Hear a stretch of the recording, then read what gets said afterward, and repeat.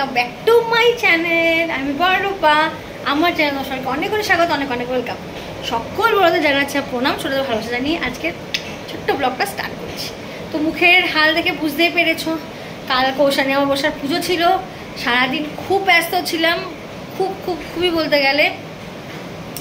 তো মানে কি বলবো, অনেক রাত্রেবেলা শুয়েছি, প্রচুর বাসন ছিল, সব সকালবেলা মেজেছি। তো মেয়ে আজকে মানে ডিমান্ড করেছে যে রাইস খাবে অ্যান্ড চিকেন কষা খাবে। তো বাবা মেয়ের আবদারে মানে যে ফ্রাইড রাইস করবে, ওর বাবার হাতে রাইসটা খেতে খুব ভালোবাসে। তো চলো, এখন এই যে চিকেন নিয়ে এনে দিয়েছে, চিকেন কষা করবো আমি। চিকেনটা আমার হাতে খাবে আর রাইসটা বাবা করে দেবে। তো চলো দেখতে থাকো, অবশ্যই কেউ স্কিপ করে দেখো না, স্কিপ করলে কিন্তু মিস করবো অনেক কিছু।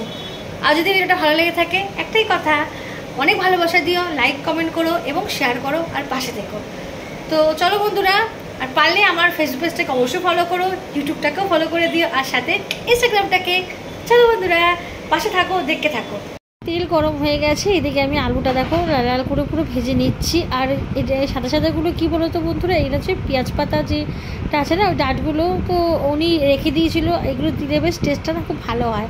তো এবার আলুটা ভালো করে ভেজে নিই। চলো ওটা ভাজা হোক।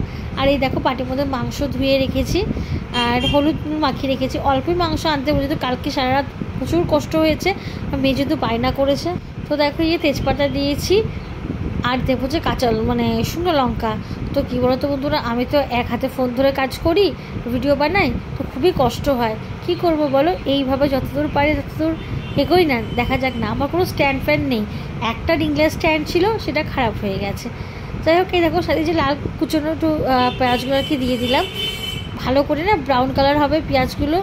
যত না দেখবে মশলা ভাজা ভাজা করবে, তত না জিনিস টেস্ট খুব ভালো হয়। তো যাই হোক, একটুখানি হালকা হালকা ব্রাউন কালার হোক, তারপরে আবার না তো মশলাটা দেবো, দিয়ে বেশ কষাবো। তো দেখো এদিকে মশলা বাটা হয়ে গেছে, এর মধ্যে আছে আদা বাটা, রসুন বাটা, পেঁয়াজ বাটা আর জায়ফল, জয়ত্রী আর দারচিনি ভালো করে বেটে।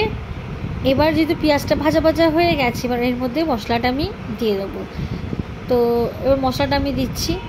এবার যেহেতু বন্ধুরা আমি এক হাতে ক্যামেরা ধরে আছি, আমার তো একটু অসুবিধা হচ্ছে, তো ক্যামেরাটা একটুখানি কাঁপছে, নড়ছে আর কি। তো তোমরা কিছু মনে করো না, এইভাবে একটু দেখো। এই দেখো, এই যে একদম পুরো পেঁয়াজটা পুরো ব্রাউন কালার হয়ে গেছে। আমি কড়াইতে মশলাটা দিয়ে দিয়েছি। এবারে মিক্সি যে জলের পেস্টে যে জলটা, ওই জলটা একটু দিয়ে দিলাম। এবার বন্ধুরা, যত মশলা কষাবে তত রান্নার স্বাদ দ্বিগুণ হয়ে যায়। এটা আমি আমার মার কাছ থেকে শিখেছি। আমার মা বলতো মশলা বেশিরভাগই কষাবে, যে কোনো মশলা, আর প্রতিটা রান্নার মধ্যে তো আদা রসুন দেওয়া যায় না, একমাত্র মাংস, একটু শঙ্কর মাছ, এইসব থেকে আদা রসুন দিলে রান্নার টেস্ট ভালো হয়। তুমি যতক্ষণ মশলা কষতে পারবে, তত তোমার মানে রান্নার টেস্টটা খুব ভালো বাড়বে। আমি ভলিউমটা মানে কমিয়ে দিলাম। মশলা দেবো, মশলা বলতে এই যে আমি হলুদ দিয়েছি, অল্প হলুদ দিলাম, কারণ যেহেতু মাংসতে হলুদ মাখিয়ে রেখেছি, তাই একটু হলুদ দিলাম। আর একটু শুকনো লঙ্কা দেবো, বেশি শুকনো লঙ্কা দেবো না, কারণ যেহেতু আমি দুটো কাঁচা লঙ্কা আমি পেস্ট করেছি। আর দেবো কাশ্মীরি লঙ্কা গুঁড়ো, যাতে একটুখানি লাল লাল হয়। আমার মেয়ে আবার একটু লাল লাল খেতে চাইছে, লাল লাল মাংস, তো তার জন্যই একটু ঝালটা আমি কম দিই। বন্ধুরা, কীরকম হয়েছে মাংসটা? সুন্দর হয়েছে না, একদম লাল লাল হয়েছে। মেয়ের একদম ফেভারিট, মেয়ে খালি বলছে গন্ধটা খুব সুন্দর। আমার রান্না তো শেষ, এবার কর্তামশাইয়ের পালা। এই যে কর্তামশাই এবার ফ্রাইড রাইস করতে বসেছে। এই যে তেলের মধ্যে একটু রসুন দিল, আদা দিল, সব পেস্ট করে রেখেছিলাম, সেগুলো উনি দিল আস্তে আস্তে। এবার আমার কর্তামশাইয়ের রান্না মানে সব জোগাড়জান্তি করে দিতে হবে, উনি খুন্তি হাতে নাড়াবে। আর জানেনই তো, ছেলেদের রান্নাঘরে দেওয়া মানে পুরো বাসন টাসন ওলট পালট। তো যাই হোক, কথা বলতে বলতে এদিকে মশলা তেলটা গরম হয়ে গেল। আর এদিকে দেখো আস্তে আস্তে করে পেঁয়াজ, ক্যাপসিকাম আর লঙ্কা যে কুচিগুলো দিকে রেখেছিলো, সেগুলো সব ভাজা ভাজা করছে। আর আমার মেয়ে না ক্যাপসিকাম প্রচণ্ড ভালোবাসে, প্রতিটা খাবারে ক্যাপসিকাম হচ্ছে। কত বসে কড়াইয়ের মধ্যে চালটা দিয়ে দিল। এইবার চালটা দেওয়ার পরে উনি এবার সুন্দর করে নাড়াচ্ছে রাইসটা।